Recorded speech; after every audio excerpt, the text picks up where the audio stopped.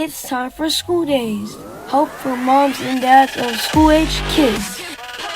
I tell parents, you're like a training wheel on a bike. Your job isn't to make the bike move. Your job is to keep the bike upright.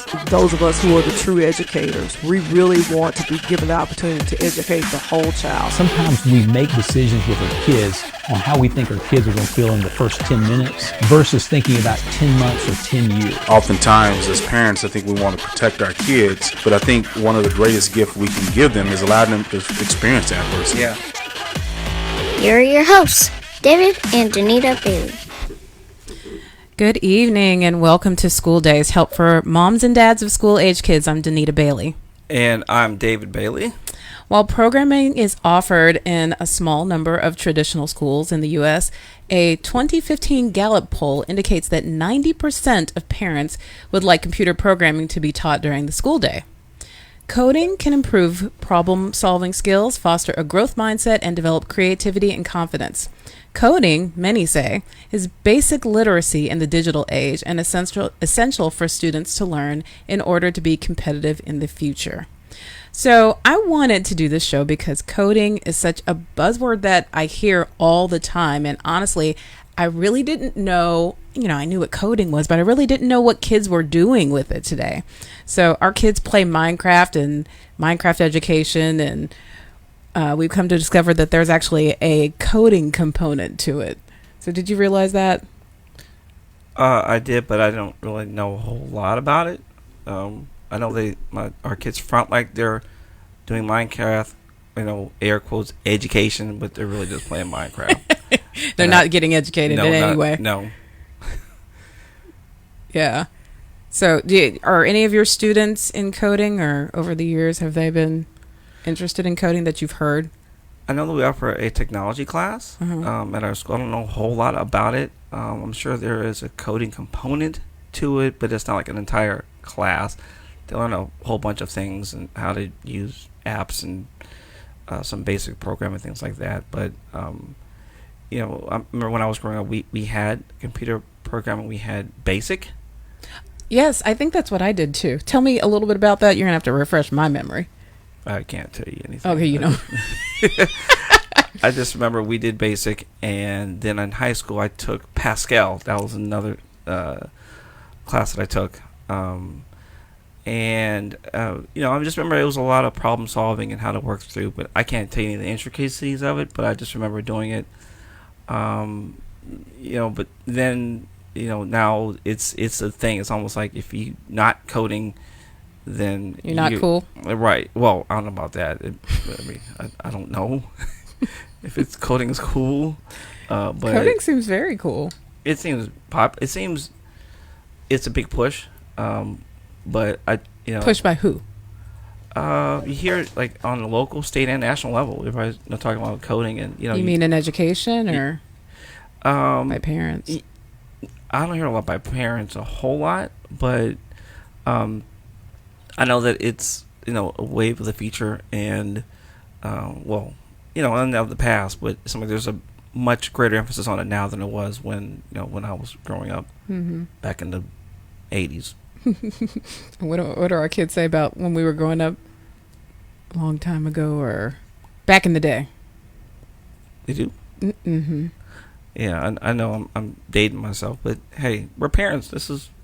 I have gray on my goatee. This is where we're at. Hey, I can't go back. So, but it's exciting to see an interest in it and looking to see where this goes and if our kids are not getting into technology. Our students, our society is going to become more and more advanced, and a lot of jobs, that are currently in place weren't in place 10, 20, 30 years ago, and some of the jobs that are in place now are quickly going away, and especially with COVID, industries and jobs and careers, some of them just are not coming back. And if people are not getting connected to what is available and what opportunities there are, then some people are going to get left behind. What do you think about people who say that this is a language that everybody should learn? It can't hurt, Well, in the fact that, I'm saying, for me, it wasn't my cup of tea, but I'm glad I learned it to. In the 80s, it wasn't your cup of tea? No, I mean, I'm a people-driven person, and so for me it wasn't for me, but I think for a lot of people there are opportunities, and so. I wonder if it's changed though, because these kids seem to be having a lot of fun with it. Certainly, what we were learning when we were growing up was not interesting and was not fun, but I think that's changed a lot in the last couple of decades. Yeah, I think it's definitely more user friendly than just a blinking icon on the screen and right, and so I think now it's more DOS. I feel like I was doing something with DOS. It's like slowly coming back to me. I'm gonna have to ask some of these experts that we have on. Yeah, because I have no idea what I'm talking about here. Yeah, I know, and I can tell that. So we should, both of us. No, not just you. Yeah, our banter today is much longer on something I have no idea what I'm talking about. So let's get to the experts, please. Yeah, absolutely. I don't know what I'm talking. Help, y'all! Help, experts, please help us. I don't know what's going on. Help. Okay, well, before we go any further, let me just say that it does take a village. If you hear a great parenting tip or nugget of advice, share it with your parent friends. Facebook it, Instagram it, tweet it, link it in, and add the hashtag School Days Show or a hashtag I am School Days. And also, we want you to be a part of the show, so if you have any questions or comments, give us a call at 214-444-5575. Or if you're live with us here on Facebook, we are happy that you're here, and we would love to hear from you. So you can drop us a question there in the chat, and we'll do our very best to get to you. So today our guests are developing budding coders in different ways. So let's hear from each of you guys. If you could tell us a little bit about your background. We're going to start with you, Dr. G. Well, hello, and thank you for having me. I'm Dr. Tonjia Gimble, and I am the Association's Senior Director of Teen Programs for the YMCA here in Metropolitan Dallas. I operate all teen programming, including STEM programming, and integrating STEM in everything that we do is one of my excitements and joy in life. So I'm excited to be here today. Thank you. All right. Dr. G. Like that, this just flows off the tongue. Like that. And Dr. Payton, Dr. Mary Payton, you're a friend of the show. You've been on quite a few times before, so tell us a little bit about yourself. Uh-oh, is she here? She have to unmute you're herself. muted. You're muted. Told you I didn't want y'all to hear me talk. I'm sorry. Hey, I'm Dr. Mary Payton. I am the host of the All About STEM radio show.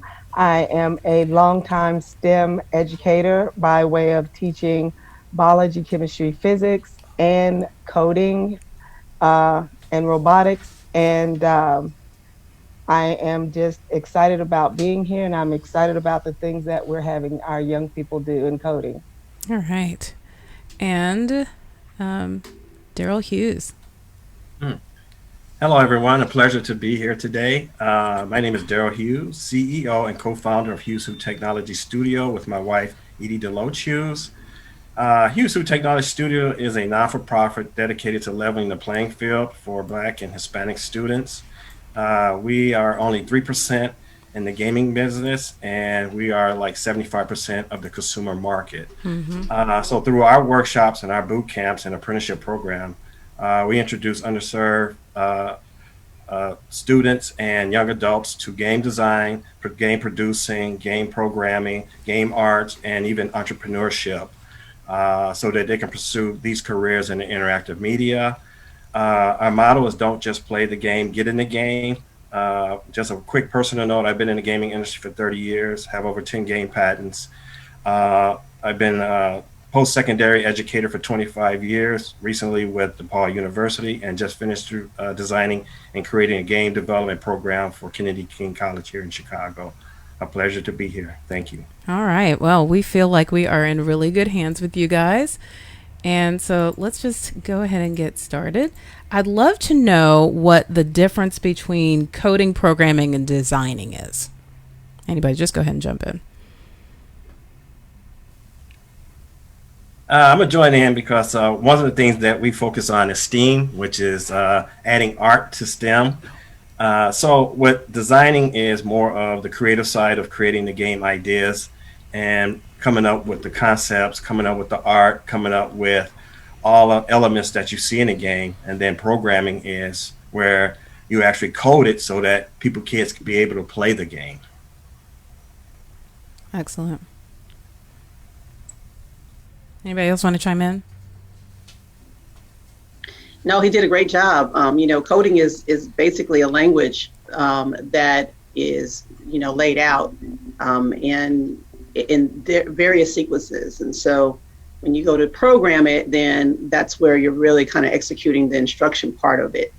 So it just really goes really well together.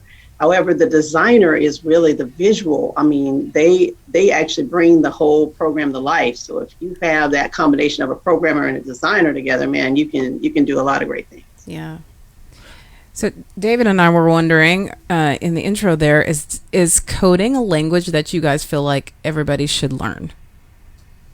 You may be a little biased, but make your case.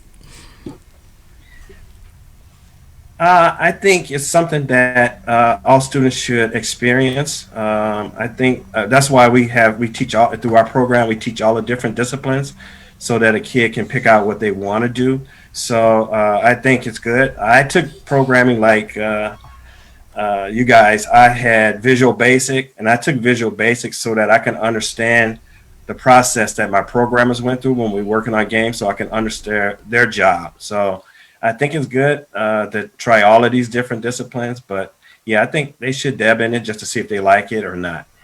Mm-hmm. Okay, so if you were to explain this for dummies, like myself here, would coding be like the frame of the house? Programming would be the plumbing and the electricity and the wiring and all the insulation.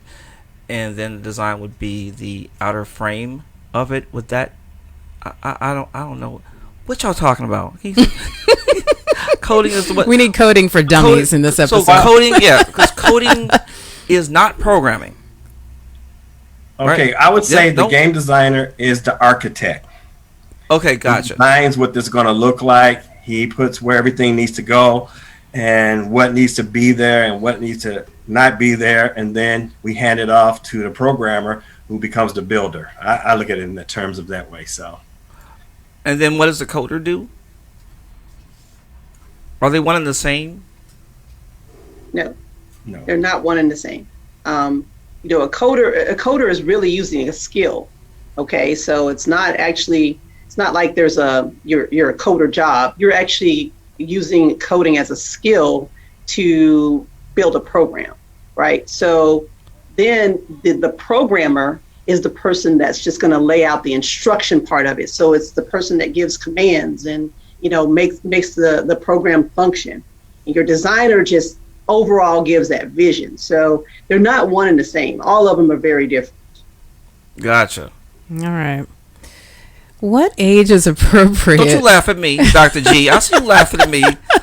This is ignorant chump. Don't. Okay, we're gonna. That's why I think that's why we have you on the show. Yes, we are for sure not the experts. Oh no. No. Mm-mm. So, can you guys tell me what age is appropriate to start coding? Let me jump in with that. I've worked with kids, as young as 5, doing little simple things, either using technology or using non-technology based coding. But for me, kids who really get it and understand what they're doing really starts about age 7. And I've seen students at age 7 do Scratch and stuff like that.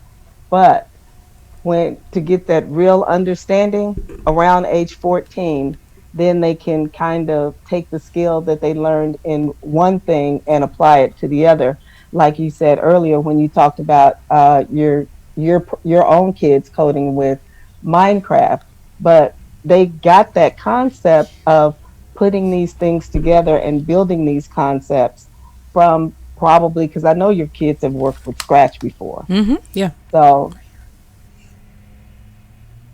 Go ahead. oh, I'm David's pointing. I thought he was pointing at me. I thought I was in trouble again. No, we have children in here, so. Oh, I was having Full a parent disclosure. flashback. Yeah. What did I do? but it just depends, because you're teaching the kids a skill of how to process information. Now, are there things that you can do like without devices for kids that are a little bit younger that can kind of teach them the skills and the things that they need to be strong at or understand in order to start coding when they get a little older? There's a software out there called Osmos. You can get it at Walmart, and it goes with the iPad, and you can it's physical toys that looks like coding blocks. So it works with their iPad, and physically they can move these little coding blocks watching the iPad. So those are the things for the younger kids to start thinking about coding and creative thinking, that type of thing. So. And because I work in early childhood, some of the things you can do without devices would include just building a lot of their cognitive skills, so that they can learn how to do logic and reasoning, problem solving, that knowledge building kind of a, concept. A lot of the times when you go into a preschool room, you'll have kids sitting and you'll hear a teacher say, hey, you guys need to cooperate. Y'all need to work together. Well, a lot of coding and programs that you do within STEM and engineering, any of that requires that type of cooperation. And so if they're learning that at an early age, it makes it a lot easier for them to share ideas and try new things and be engaging in that way. So these are the ways that you can really kind of help them kind of get ready for that process. All right. So answer my big question, which is, what in the world are the kids doing with coding today? Like if I hear my friend, my best friend does say that her kids love to code, and I've really never asked, what does that mean? What does it mean when people say, oh, my kids are so into coding? What are they doing? A lot of the kids we work with, we do mostly games, but I know that a lot of students are working with Python to do web development using that. But we use just like Scratch, code.org programs, a lot of block coding. With our Unity program that we're working with, we've got 2 students in there who are 11 and 12, and Unity is based off of C#. So those are the 2 main codes that we usually work with teaching gaming. So, but I know that they use a lot of Python to teach web design work with that. So. Okay, so they're web designing. You said a whole lot of things that we don't yet understand, like Python and C# and things like that, which we'll ask you about in a second. The snake? But what'd you say? The snake? Did he say the snake? Python. Oh, the Python, okay. Yeah. Right. You have to help us. Right. But, so you said one of the things that they're doing is web design. And what else? What else can you do with coding? Some of my kids, in the past, have did coding with robotics, writing what they want the robots to do, what actions they want them to take. Also, I'm working with kids with doing coding with animation, with language arts. They write a story and then they can code that story and make it into like a little video with animations and stuff. So I've done it on the engineering side with robotics, and now on the language arts side with animations. Okay. And what else? Both of those are block coding. Block coding, and we'll get to that in a second, because you really are talking to some people who y'all are in it, and so it's almost like talking to somebody that works at a hospital. Y'all are giving us all this lingo, and we're like, okay, can you talk to me like I'm a 2-year-old? So we're gonna ask a lot of questions here. Just as a way to just really kind of bring this in a vision where you can kind of really understand it. Why do coding, or why kids would do coding? It just really builds their confidence. When you can create something and watch it just, develop right there in front of you, because it's a lot of inputting and outputting, right? That builds their confidence into that innovation and that creativity mode that really just sets them up for success going forward. They're going to try new things. They're going to be a little bit more bold and daring. Their presentation skills become better. They become better communicators. So that's why you would want to do it, just so you can allow them to have that opportunity to just be able to create and be free with their creation. So that's what I would say as a general, like a little nugget to think about as a parent. Like you build in them that confidence that they can do anything they set their mind to and have the freedom to do it. Right. And also, go ahead, Darryl. I have to agree with Dr. G on that. When I was taking Visual Basic, I had the opportunity to build this little calculator. And I struggled through some of that code and stuff. But once I figured it out and I saw my calculator work, it was like, man, this is the greatest thing, So I understand what she's talking about. You feel that accomplishment from doing that. And what I was going to say is that it builds grit. That's something that, kids really need, is that ability to have something go wrong, but get up and continue on. And I know that coding requires that a lot, because you have to problem solve and figure out why something isn't working, right? And yes, I want to caveat off what both of them said. What I love about coding is it doesn't stop. Okay, being in science, teaching the sciences, you do a lab, once the lab is over, it's done. You walk away. You don't even think about it again. When I work with kids with coding, they want to, can I try this? Can I do more? Can I step out a little bit more? When we build robots, I have them to code the robots to do a dance. And each robot they build is different, but they've got to synchronize these robots. So working together, that teamwork, and they always want to do more and try something different. There's no stop with coding. So. All right, I heard one nugget that I could kind of latch on to. I heard input and output. And I can relate to that in math. In primary schools, they have the input-output robots, and you put in a number and gets an output of an answer there. So is coding only for students who are good in mathematics? Like, do you have to have like a left-brained mentality to be good in coding, or is it for everyone? I want to jump in on that one, because it's not, you don't have to be this mathematician to be able to do coding. Coding is really about patience. It really is. It's about patience and just an interest, right? You don't have to be good at one different thing, but you really have to be good at patience.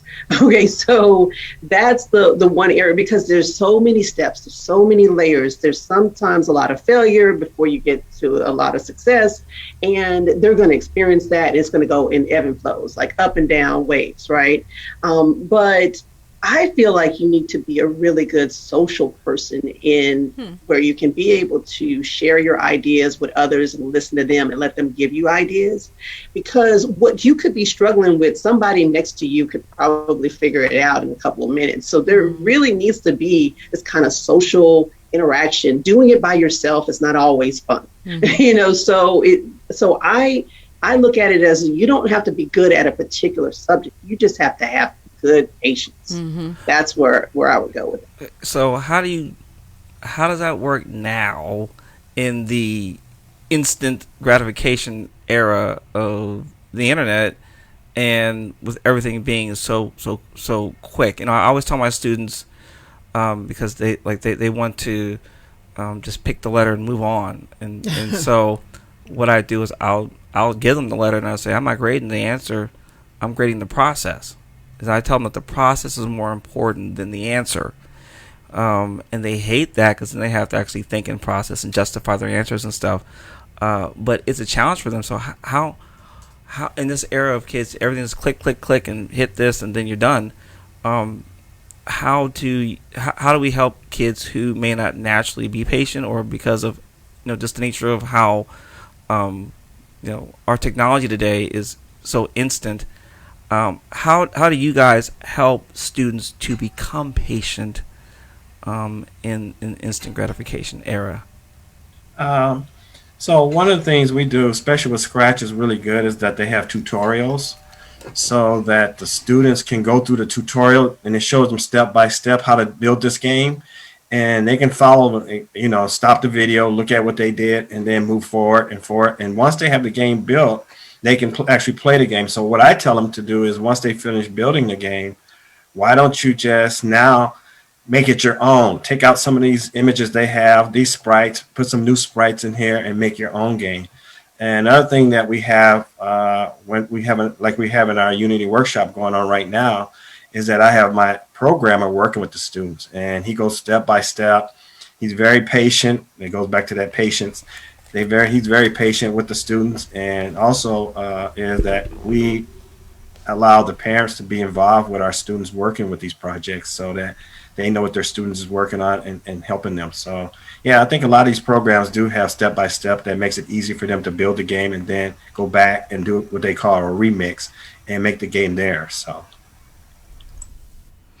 anybody else want to chime in? No. Okay. So tell me, what careers can utilize coding? If I want to encourage my child to get into coding, what can I say? This is something that you could do in the future. Can I answer something before say something before we go into answering that question? Sure. We had this discussion. We've had this discussion before, and you're talking about jobs in the future. I have had my own students who have in school being paid for writing cheat codes for various computer games. You have to tell us what a cheat code is.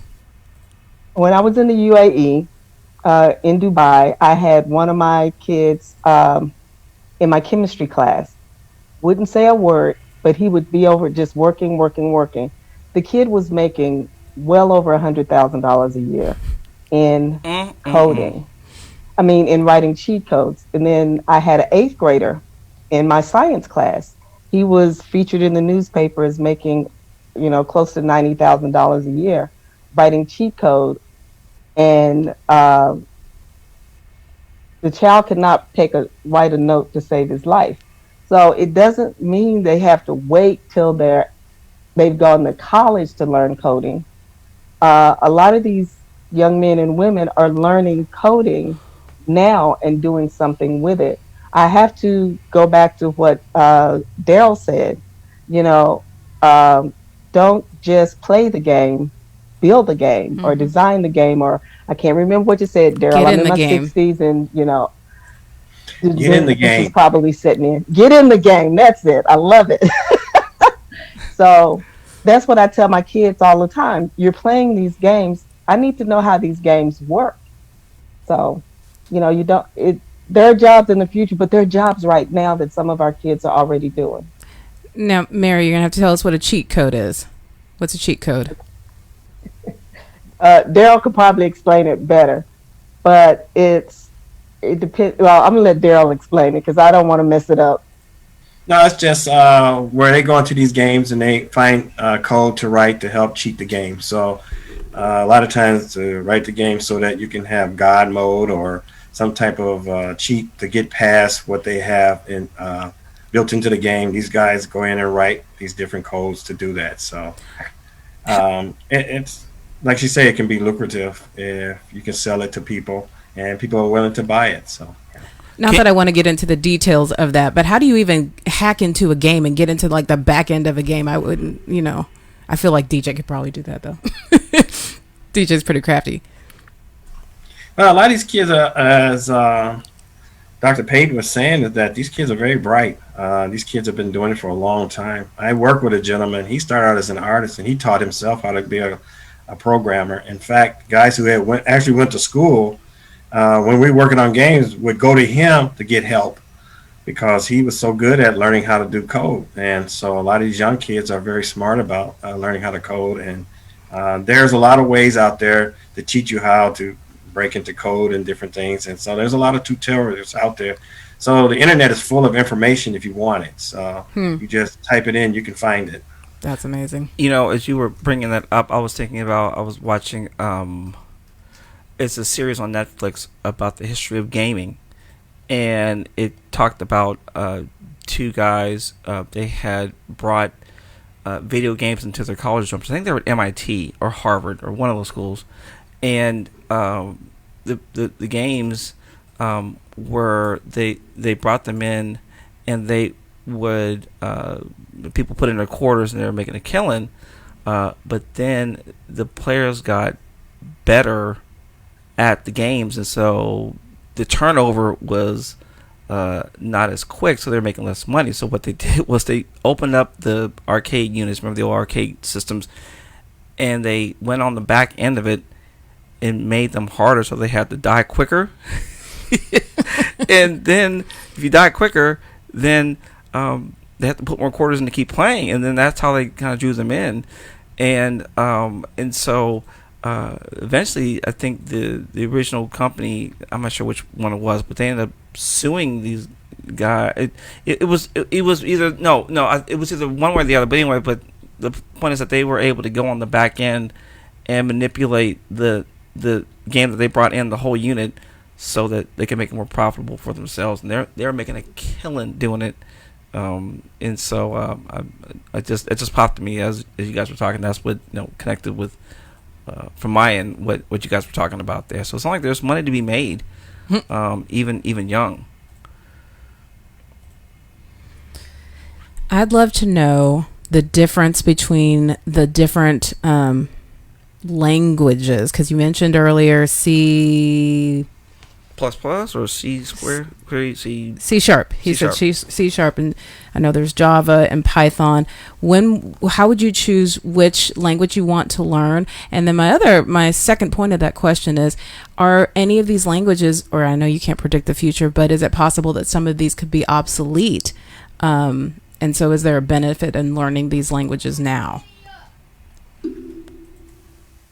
One of the things that is suggested is that when you're younger and you're trying to learn coding, is to start off with block coding, because it's a little easier, and it really just systematically shows you where to put a command, and it flows really well, right? And kids can actually feel a little bit more opted to do it if it's easier in that visual context, right? So that's the visual, block. That's like Scratch, coding. Right? Yeah.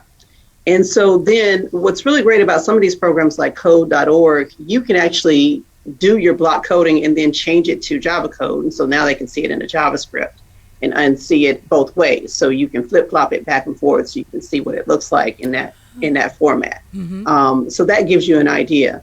But the better you get at the block code, as you start to get older and you want to do a little bit more in that area, it'll be easier to transition into text, text coding, right? So it's really about taking them through the process, because sometimes if you try to jump around and give them something a little bit harder, they're going to lose interest. They're going to get frustrated. I mean, anyone looking at that are going to be like, "What is this?" Right. So it can be really hard to understand in that format. So block coding is usually the best and suggested, way to start them off. And I even say adults love it, so that they can understand it too. So it has its benefits, but that's where I would start. And as far as it being obsolete, I mean, I don't really see, right now, a lot of our programming starts on C or C++, and then you can build from there. That's every kind of coding is innovative to the actual person that's coding, right? So I feel like there's not going to be a time when it's going to be that obsolete. I know engineers right now that are using that, and they use it as the foundation and the building block to start any type of programming. So, so you're going to see that around for a very long time. It's just then it's how the person is actually designing their game from that point forward. Mm-hmm. So it's going to look unique for the programmer, the actual coder. Mm-hmm. So I don't see it being obsolete. I just see it changing and evolving based on the person that's using it. So, I think you kind of answered this, Dr. G. But this is for everyone as well, if you like to share. But so why would if the block-based coding is just click and see the robot move the arm up and down, and so that seems I could do that, but why would someone go from that to this black screen with some letters and numbers and blinking lights, and like my head starts spinning when I think of that. Like, so why would someone, I know what, and I think to go deeper, but what's the appeal to go from the easy or block coding to the text-based coding? Yeah, text-based coding. Because that gives you more opportunities to make changes to customize. So like I said, every game is not the same. So your programmer has to go in there and write custom code. So I might want to have a character jump off a building and hit a fire pit or something. I have to write special code for that. So that gives you more flexibility to create new ideas and new different designs and that type of thing. So it's got to be customized. So it's like when you go buy a car, you get to customize it. So it's the same. You start off with the same basics of a car, but you have to change the code to fit all the different cars. So that's basically why you want to do more into that coding, and it gives you more in-depth to make changes and build deeper games than what you can with just block coding. Yeah, and for me, it sounds like it's like the difference between like coding a website versus like going into Wix. I have a Wix website, so Wix has hundreds of templates, and you go in and you augment the templates to make it look like what you want. But there's still limitations. You can't just do anything, or at least this might be user error, but I can't just do anything. But if you are able to go in the back end and code your website, you can make it do pretty much anything you want. Is that correct? Yeah, that's correct. And then also it depends on the programs you use. There are game engines like Unreal out there. Like I said, we use Unity, which they base their game off of C#, or their game engine off C#. I think Unreal, it may be C++.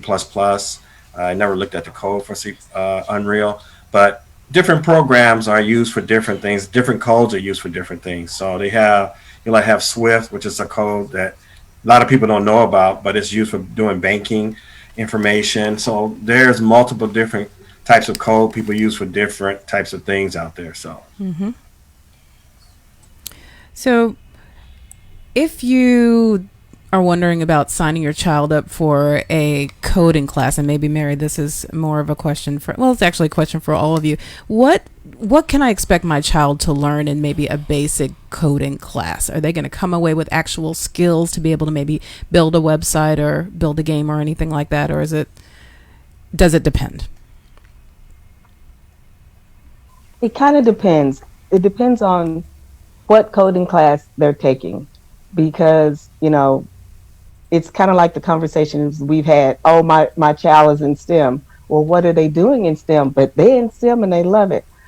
Coding is just a general term that we're using, like having a Coca-Cola. I like a Coke. Okay, what flavor? Oh, a Sprite. But if the student is taking HTML, okay, what will they do with that code? They will more than likely come out with the ability to do websites. If they do Scratch, they'll be able to do block coding. If they are doing robotics with Lego Mindstorm, then they're going to be doing block coding to create programs to cause objects to move. It just depends on what type of coding is being taught. As in with what Mr. Hughes is saying, with gaming, what are they looking at? What type of code are they using to create those games? So it just depends on what they're learning in that class. Mm-hmm. Yeah, so one of our things for our Unity class that's going on right now, at the end of 2 weeks, they will actually have built a game in Unity that's playable. They doing a 2D platform at this time. The first Unity session we had, they actually built a 3D real-time fighting game. So most of our students we had one student who was 11, we had other student that was 17.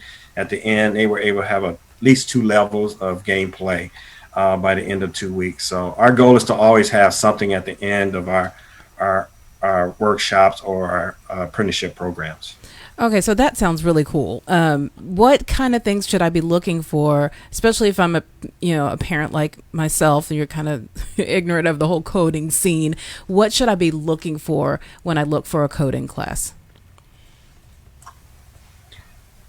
The first thing I say, someone who has patience. My program is a very patient person and working with the students. And then the second thing, just being honest here, make sure you go into an organization because they already have a certain perception of Black children already, that we're not smart and that kind of thing. So if a child is struggling, they feel that they're stupid and stuff. So no, you do not want your kid to go to those type of places. So be very careful about sending your kids to places where they already have a predetermined thoughts about what your kid is and that type of thing. So just be careful about that.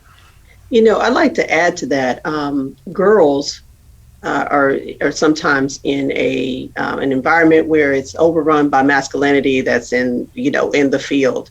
And if you have a girl that you want to get in coding, but that you don't want them to feel like they're the only ones, it would help if you get them as a group, a partner or a pair, and try to get them into those programs. Go and try it out as a group, because they're going to most likely want to do it with their peers. But girls are very underrepresented in these areas. And so we really want to try to stress that, especially girls of color in this area. Like we really want to get them into these fields. But if we could get them into an all-girl group coding, or even just have them go in pairs to go and see, that's what I would look for as a parent, is not to limit our kids because we think it's all dominated by boys or males, right?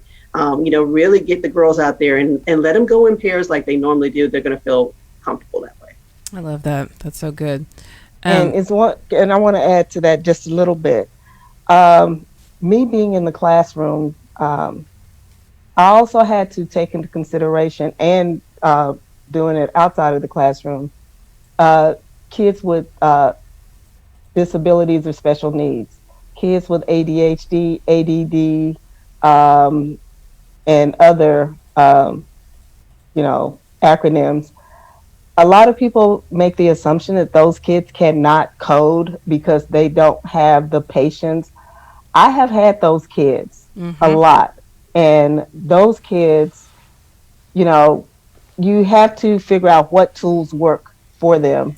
As Mr. Hughes said earlier, having programs where the kids can also have videos to where if they don't understand or make a mistake, they can go back and look, or having that patience with them.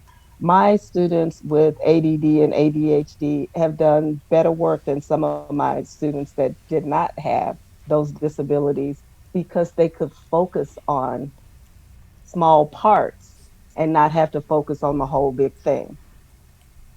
To piggyback on that, Dr. Mary, is the fact that most of these coding games are stimulus. They're stimulus, and children with ADHD and ADD, crave a stimulus kind of an activity. It's got to be constantly giving them and feeding them energy, right? And so when you look at coding or any type of thing, that's going to constantly keep their attention because it has the stimulus kind of a component to it that really draws them in and pulls them closer into the program. So yeah, I would not be surprised that they're your best students for that area, because it does stimulate them to a level that they would normally not get if they were just sitting down reading a book. It's got to have something with some high energy, and coding has that. So, and just to say, clear the room about this, that most of the people who are in gaming are ADHD or have some kind of... I had a mom come to me in an open house at one of the schools I was teaching, and she said, I need to talk to you about my son. And the son was upset that she's going to bring this up to me. And she says, well, my son has ADHD. I said, ma'am, you see everybody in this room, include myself, we all ADHD, so he's in the right place. So is there a difference, are all courses the same? So, for example, a course offered in the school versus I see these, hey, there's a free coding class, sign up for this free coding class, versus coding clubs. You can go to, I see on the highway now, I see, buildings now with, codes R Us, I don't know, I'm picking it up, but where you have to pay. Is there a difference between the different, the classroom versus the free online versus the paid online versus the going somewhere to a physical location? Does it matter? Okay, so here's what I would say, David. There is a difference. School programs are looking at the academic, purpose for why they are doing coding, and so they're going to be limited to a lot of, restrictions that you can actually do with coding. But you're going to find that one teacher that can be able to stretch it out. Like, that's the best teacher in the world when you can find that person. But some of your outside coding what you do in school just paves the way for what you can do outside of the classroom. And so it's really about the opportunity. If I'm a student in school and I can't afford programs outside, then the school is my opportunity to get that exposure. So it is important that they have that in school so that they can be exposed to it, and you don't have to worry about those inequities, right? Mm-hmm. But however, when you get ready to go out and you have to pay programs somewhere between, from $50 to $150 per session, right? It gets a little expensive. And some parents just can't really be able to afford that. So I praise and congratulate schools that want to add that component to their program so that children that are in non-representative areas can still get exposure just like any other child that has all the wealth in the world that could be able to go and get these courses. Mm-hmm. I would say manage your expectations for what you're going to get and kind of ask questions because the courses may not, you said in an academic situation, they're required to add in things like, your digital footprint and safety online and things like that. And they may spend more time on that than they actually do on the coding part. So just kind of ask questions and find out what it is that the course is actually going to accomplish. And I have to go back to Dr. Payton, and it depends on the program and what the ultimate goal of that program. Our program is to get kids to learn how to code for gaming, to get jobs in the gaming industry. And I know that maybe a lot of her students teaching them HTML, TML is more about being web design. So it depends on where you want your kid to go and what they're interested in. And just ask them, like you say, ask those questions, what their program is teaching. Hey, and app design too. Apps are really big right now for TVs, for your phone. I mean, all of that. And what kind of programs or languages do you learn for app design, or is it a lot of different? Does it depend? A lot of things depend. So sometimes it's really based on the platform that you're going to be using, Apple and Samsung, they all have different platforms. So you've got to really learn their way when you're designing an app, and use their platform and their actual code language to be able to host your app there. But for the most part, there's some programs like code.org has a really great, app tutorial that just gives you like a starter app to use, but you can't, if you want to go and publish it, you really have to take it in, you have to go in deeper with it. Or publish it in one of those apps on your phone. That's where I'm getting at. But you can still publish it from code.org. It just won't function the way you'd like it to on your phone or iPad or something like that. You've got to really go and have it configured. And that's why one of the reasons we use Unity, because Unity is compatible with console, so PlayStation, Xbox. It's compatible with all the phone, different iOS, Android. So that's why we use the Unity game engine, because it is compatible with almost every platform that's out there. And that's, again, coding in C#. I have another question. So as students get older and go deeper into it, and let's say, this is really interesting, and I want to study this more in college. What type of fields, what type of majors would allow them to really, really go deep and really become experts in these fields? Go to a school that's computer education, computer engineering, where they teach computing. Mostly C++ is one of the biggest coding programs that's used out there is C++.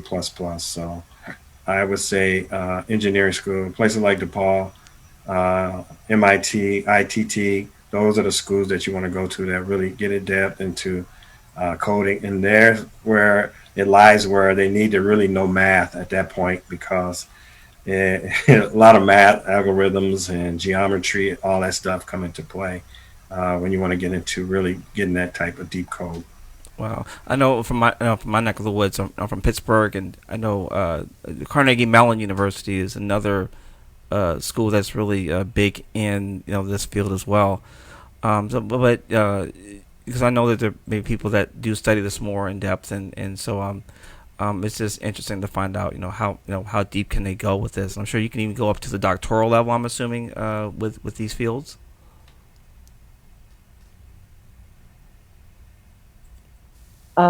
Yes, you can, because I am still, even in my field and my background and talking to a lot of people, I am finding out a lot of various career fields that they're doing, not only web building or gaming.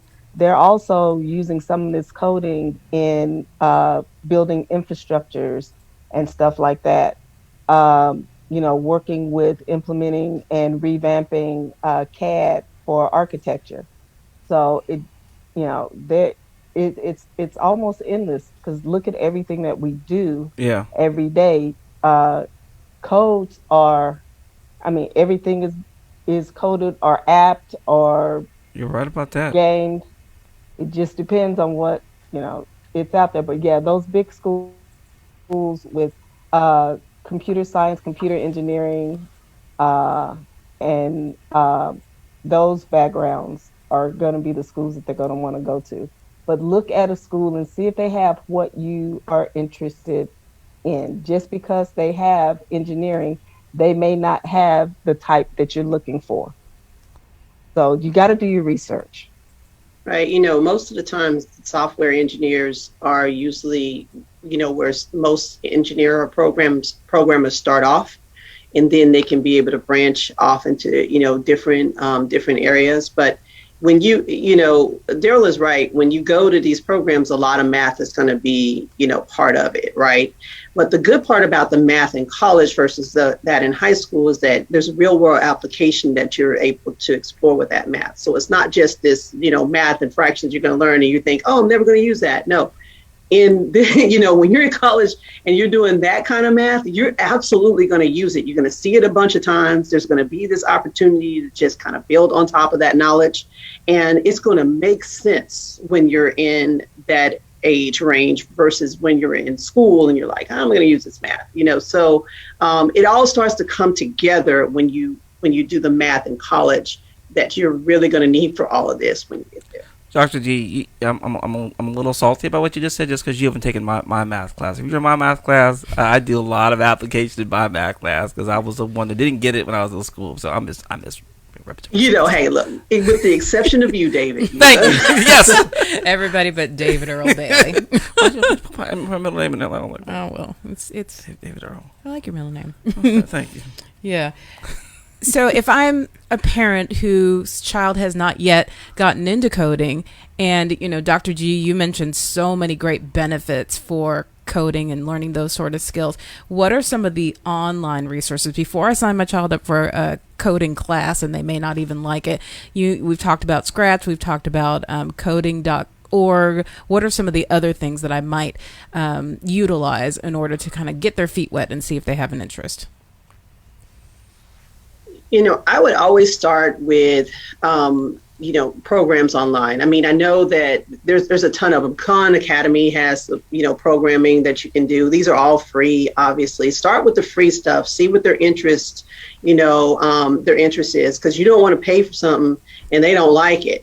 Literally, this stuff can get very expensive and taxing.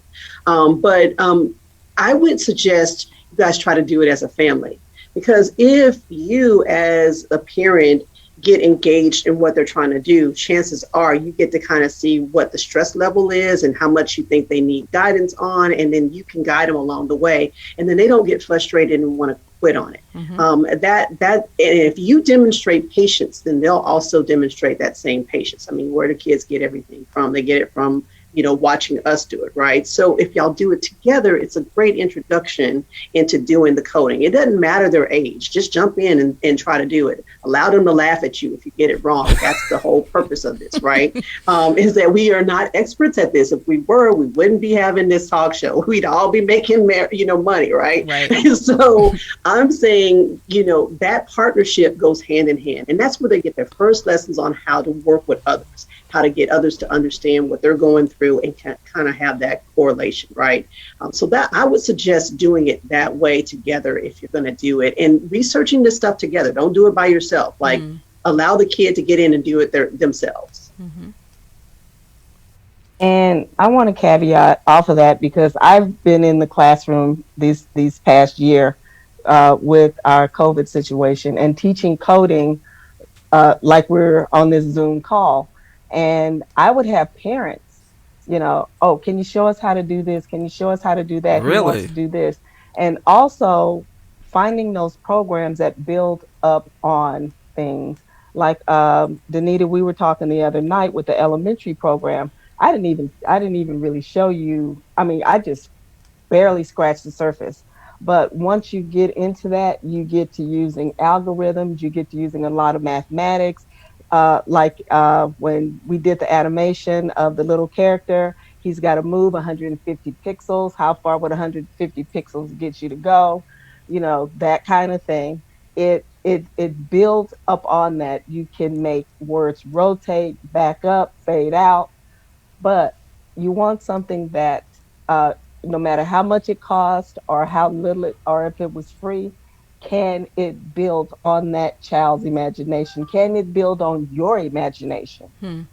So, okay. And what's I'm on that? My soapbox. So maybe preach. That's why I invited you, Dr. Mary. So what is that? Educationwhat.com or? Elementary with an I at the end. It's elementary OI. Elementary.oi. Okay. And that is a program that I use. That is a young lady out of MIT. She lives in France now, and you can get an individual subscription login for free. You don't have to pay for it. As a teacher, I paid for it. It was $29 a month, and I could have up to 150 kids on there. So it took care of all of my classes, but I got a little bit more with that, and I was able to set up classrooms and stuff like that. But yeah, all right.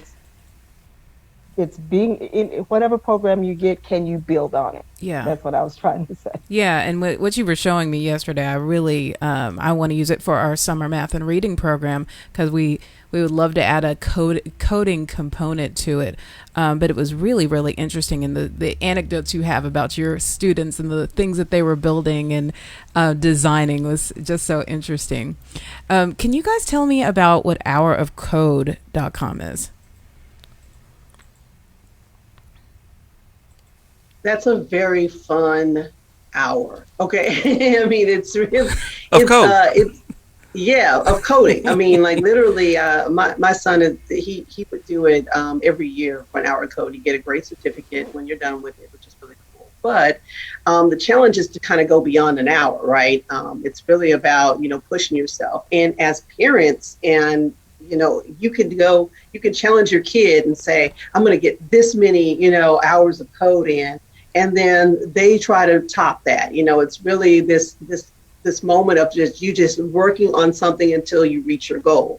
They're really using more of a project-based kind of a learning, and so that and also a combination of problem-based learning, right? So they may give you scenarios and they ask you to try to code through those kind of scenarios. So it's a really great challenge.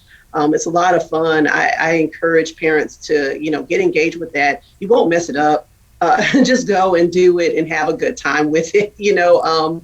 But yeah, they'll really love it. It's a great opportunity, and then you can flash your certificates as a badge of honor.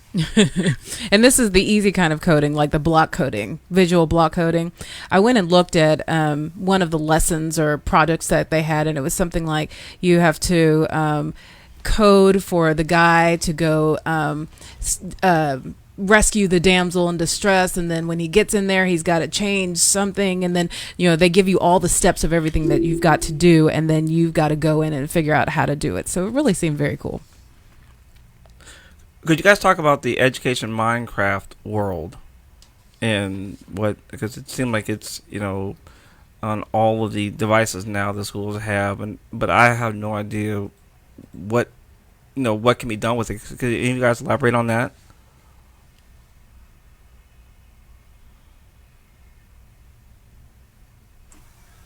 I haven't played that much with Education Minecraft. I know that they have Minecraft where their kids can go in there. And again, it's teaching these basics of coding again, of being creative and building something using Minecraft, because it is a pretty simple type of gameplay and building simple little worlds in there. So I believe that's what the education of Minecraft is. I have not dabbed in that one yet. Like I say, we stick with ones that are a little bit more in teaching gaming code, that type of thing. So, and it's really like a starter, a starter game for kids to get excited about coding. So it's very simplistic in how you use it, and but it's a great starter tool for those that are interested in, if you're trying to get kids interested in it. So I believe that's why the schools choose it, because it doesn't require a whole lot of, I would say, deep instruction. It's really about them just exploring it and doing things with that program. Anything they want to do. I've seen kids build houses and towns and have battles and all kinds of stuff with it. It's crazy, but it's really cool. Yeah, our children are always bragging to us about the mansions. They're like, look how rich we look in your Minecraft world. Is it something that parents can jump into to help them with, or does it need is it more led, like school-based led, and the kids are doing it as assignments and things like that? Is it something that the parents can could I jump in and help my child with coding in Education Minecraft?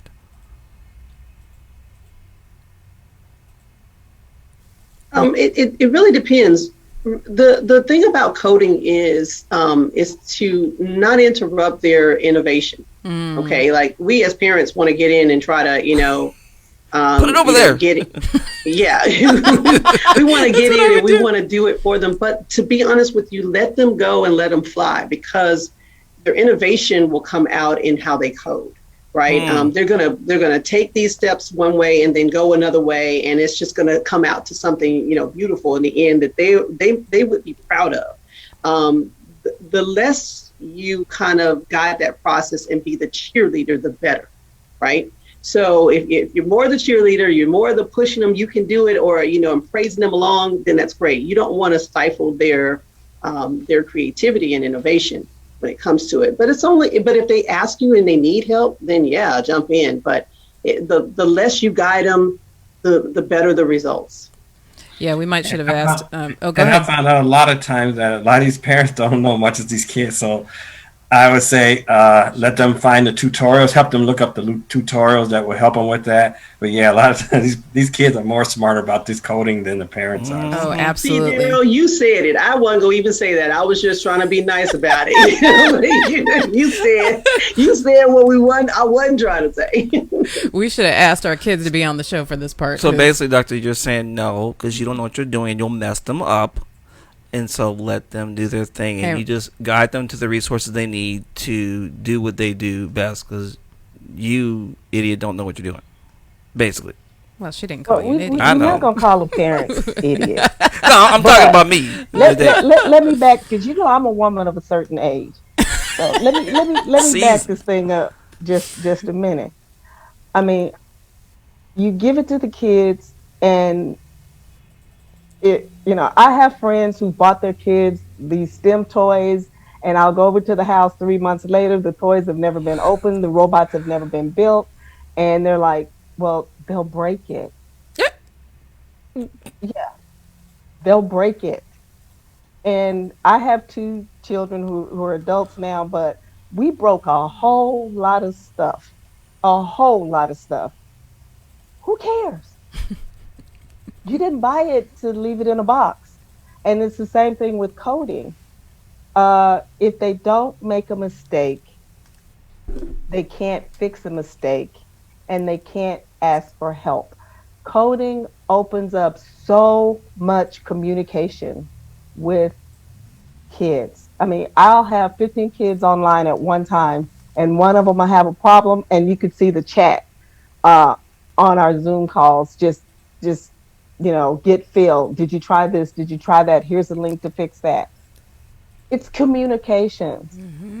They can't break. I mean, unless they fail their computer, they can't break. Well, they can break a code. That's why we have whatever. But anyway, you know what I'm talking about. Yes. They can't ruin it. It can be fixed. It can be fixed. Yeah. And, one of the things I love about Education Minecraft, or I'm starting to love, is all my kids go into each other's worlds, and then they're bragging about the towns that they've built or the house that they built. And yeah, I know it has pushed our 8-year-old to try to catch up to what the 10-year-old and the 12-year-olds are doing, just by going into their worlds and saying, oh, okay, you can do all of this. It really is very collaborative and competitive, and there's a lot of really good things about that game in particular. All right. Well, I would love to know how our listeners can find out more about what you guys do. You guys all have different ways that you are working with kids in coding. So if you could give us your websites so that we can make sure that they have that information. Start with Dr. Mary. You're on mute. I keep being on mute. No problem. I told you. There are a couple of ways. One is I have a radio show called All About STEM radio show, whereas you will learn a lot more about different STEM fields, different careers from people in STEM. And also my website is STEM ADV for STEM Adventures. Because I have books on called Taylor STEM Adventures, which take kids on actual adventures that your students can go through and go on. I have one for Texas and one for Hawaii. I'm getting ready to put together a animated series with elementary for science, where the kids can go in and do science breakout rooms, and they'll be also placed on STEM Adventures website. All right. And Dr. G? So the YMCA is beginning to start to integrate more STEM throughout their programs. We have Imagine Science in our programs that work a lot with our younger students. But when I say we're integrating STEM, I'm talking we're integrating STEM through our seniors. We're offering cybersecurity courses that people can get certifications for and start a new career.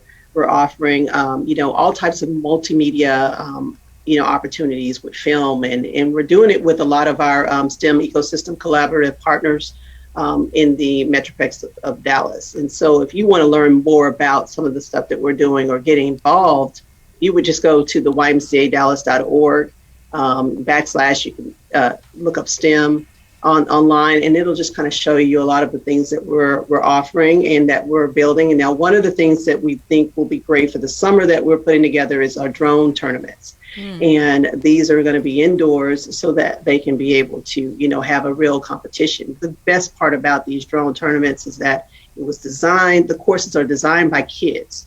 So they have designed that, they picked the materials for all of this. And so it's really a kid-driven kind of a program. So we really hope that we can start adding more STEM components to all of our programs. And thank you guys so much for having me on today. I really appreciate it. Oh, you're welcome. Thank you for coming. Absolutely. And Darryl Hughes, how can we find you? You can find us at Hughes Who TechStudio.org. And if you go to our website, you can actually see videos of some of our workshops we've done with kids. We do animation workshops, teaching them about 2D and 3D stop motion animation. Also, we teach game design, so students can go in there and learn how to design a game. And then from there, we take it over to a game program where they can actually build a game. So we offer that. And then our apprenticeship program, again, we working with an organization on the south side of Chicago doing a 9-month program where we teach entrepreneurship, we teach game design, we teach game art, we teach game programming. And after that, they start to go work as a team to build a game. So they take all of those careers that we teach them and they become together as one team to build a game. So that's where they can find us, and they can contact us through our website, and we get back in touch with them. So we're looking for a lot of organizations. We've done a lot of work here in the Chicago area with the city of Chicago. We've done it with the NAACP here in Chicago area. We worked with Illinois Math and Science Academy. They're the #1 high school in Chicago and in Illinois, and #2 in the United States. So we are working with a lot of, programs, STEM programs, and we can do virtual programs, and we are looking to migrate our stuff even to California. All right. Love that. Oh, good. Moving and grooving. Yeah. All right. Well, again, thank you guys so much. We are unfortunately out of time, but you guys have given us a whole lot of information. I feel like I'm a little smarter about coding than I was before we started. So thank you. I'm going to build an app. What'd you say? I'm going to go build an app now. You are? Okay. I am. I've thought about building one for Noggin Educational Coaching for a while. I didn't have a clue how to do it, and it just scared me, so I never tried. But now I feel like I can do something now. All these experts that can give you tips. Yeah. All right. Well, the Noggin Educational Coaching app is coming soon. Okay. So can I ask David one question? Absolutely. So after hearing all this information we gave you, so what program are you going to use to build your app in? What code? Fortran. Fortran. No, I'll go back. I thought he was going to say the snake one. Okay. I thought he was going to say Python. Isn't that the right answer?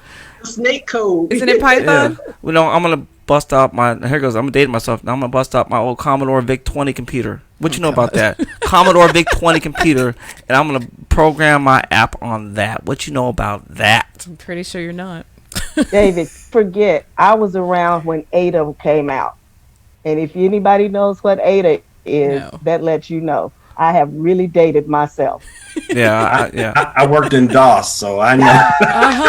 I don't know about that. I was in DOS too, and that Lincoln, square, and you're like, get to the letter already. Like you would have typed 3,000 letters, and it took forever for it to pop up. Well, ladies and gentlemen, they're all reminiscing back on 1981-79 program right now. Gone back to Hidden Figures here. Okay. All right. Well, thank you again, everyone. This was fun. So Noggin Educational Foundation is the premier sponsor of School Days. So we always want to let you guys know what's happening with Noggin. We're currently taking applications for 2 of our programs. Noggin offers 12 hours of free private tutoring to students through our educational coaching program. Also, through our ARD advocacy program, parents receive support in securing services and accommodations their kids need at school for learning disabilities and special needs. With the closure of schools and distance learning, the education gap for low-income students has widened, and the one-on-one intervention we provide is vital. So see our website, nogginfoundation.org, or email me at Doneda, Doneda, at nogginfoundation.org for more details. And as always, you can head to our website, schooldaysshow.com, for more information about all that we're doing and all of the resources that we mentioned here on School Days. And remember, you don't ever have to miss a show. Find us on Spotify, Apple Podcasts, Pandora, Amazon Music, iHeartRadio, Audible, and pretty much anywhere you listen to your favorite podcasts. And don't forget to follow us on Facebook, Instagram, and Twitter at Noggin Foundation. That's Noggin. And last but never least, David and I like to end the show by saying that we are parenting by grace. Especially during this episode, we were parenting